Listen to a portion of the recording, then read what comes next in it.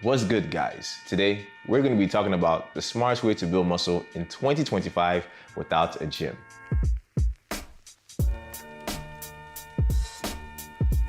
Because it's that time of year again, and this is when a lot of us are thinking about transforming our bodies, except we have a little bit of an issue. Because when you look at research, it has been shown that 80% of people are going to fail to hit their New Year's goals. And with me working as a trainer for over a decade, I have learned that the reason why this happens is not because we are lazy, but mostly because we have been lied to. Because you see, there's a lot of fitness content out there that loves to push the idea that you spend countless hours in the gym doing complicated routines to build muscle. Because a lot of people that make this kind of content are fitness influencers and bodybuilders whose entire life revolves around the gym.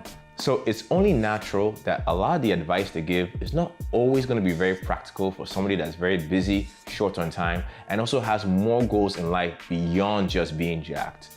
Which is why today I want to give a different approach. One that will still work to build muscle, is simple to follow, does not require a gym, and also takes way less time. So essentially, I'm going to be showing you guys how to train like a minimalist using a simple 3-step framework. And without wasting any more time, let's dive into the very first step, exercise selection.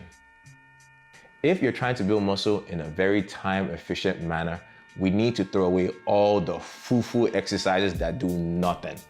Instead, we need to focus on movements that work multiple muscle groups at once and also work with how our body naturally moves. And to classify these exercises, I'm going to divide them into 5 main categories. Number 1, we have push. Think all variations of your push-ups and your dips. And this is going to work your shoulders, chest, and triceps. Next, we got pull. All variations of your rows and pull-ups to hit your biceps and of course, get that sexy back.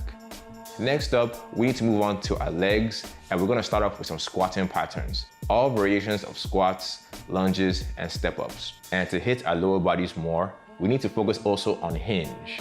And no, I'm not talking about the dating app. Instead, I'm talking about movements like a glute bridge, bodyweight hamstring curls to help you develop your glutes and hamstrings. And of course, lastly guys, we got core to get that sexy six-pack using crunches, hanging leg raises. See guys, it's very simple. If you have a routine that uses all those 5 main movement patterns, you're gonna hit every single muscle in your body. But if you don't use the right dose, you're probably gonna still be wasting your time. So to explain this better, think of it kind of like going to a doctor. So you go there because you're sick and then he gives you some medication. But if you take too low of a dose of the medication, you're not gonna really get better. If you take too much, you might actually end up right back in the hospital.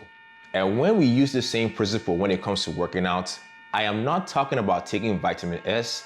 Instead, I'm talking about managing your sets. This is also called managing your training volume. And it has been shown that the more sets you do for a muscle group per week, the more you're actually going to grow. But you gotta take this information with a grain of salt, because whenever I have done high volume routines, I can't lie, at first, they're freaking amazing. I get nice pumps, I look better in the mirror, but I noticed that the longer I do them, I start to get nagging aches and pains, fatigue goes up, and even worse, sometimes I get injured. It's kind of ironic because I learned that by trying to train optimal all the time, I ended up hurting myself and regressing. So it also made me realize that maybe being perfect is not the answer. Maybe all we need is to be good enough. Which now brings me to the deepest philosophical question ever. What is good enough? So if we take a closer look at the research, you will notice that a good amount of people still saw progress by training with lower volume. I'm talking as low as 4 to 10 sets per week. And guys, that's really not that much. In perspective, that's about 2 to 3 workouts and 2 to 3 sets each workout for each muscle group. But if we are going to be using this kind of low volume approach, we need to also think about the very next step, efforts. If we're going to be training with lower volume, we need to make every set count. And how we do this is by training closer to failure. The funny thing about this is you don't need to actually train exactly to failure. 1 to 3 reps short of failure was still good enough to cause muscle growth. Now this may sound good so far, but we do have an issue that makes things a little bit trickier. Because remember, we are not training in a gym. We don't have a lot of equipment. Most of the exercises we're going to be doing is going to be just our own body weight. So when you're just starting out with bodyweight training, it's not too hard to push close to failure because you're probably not that strong yet. However, as you get stronger and make more gains, you will need to do more reps to reach failure. And this may not always be practical because doing higher reps all the time can get very uncomfortable because of the burn. Meaning, we'll need to find ways to make our workouts tougher while keeping the reps in the low to moderate range. Now, one way you can do this is by using harder variations of certain exercises. But this one also has some of its drawbacks.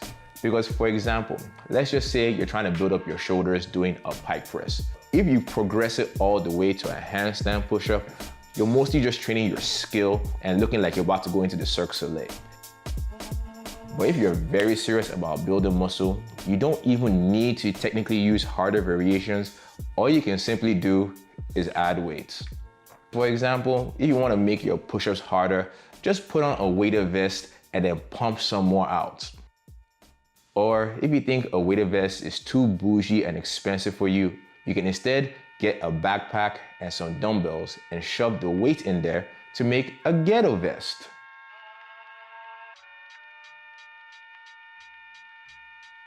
And since you have the dumbbells, you can also use them to train your legs. Because I think we all know that body weight alone for legs just ain't gonna cut it. And at this point, I think you have a very good idea of how to train and build muscle like a minimalist. But I also gotta be honest because I just kind of touched the surface on this topic. But if you want to learn more about it, you can pick up my free program called Bare Gains, which is a program where I show you guys how to build muscle while using less like a minimalist. Or if you want to stay on YouTube and learn some more tips and tricks about minimalist training, you can watch this video where I share the technique you can use to build more muscle, lower your training volume, and cut your workout time in half. So click here to watch, and I'll see y'all over there.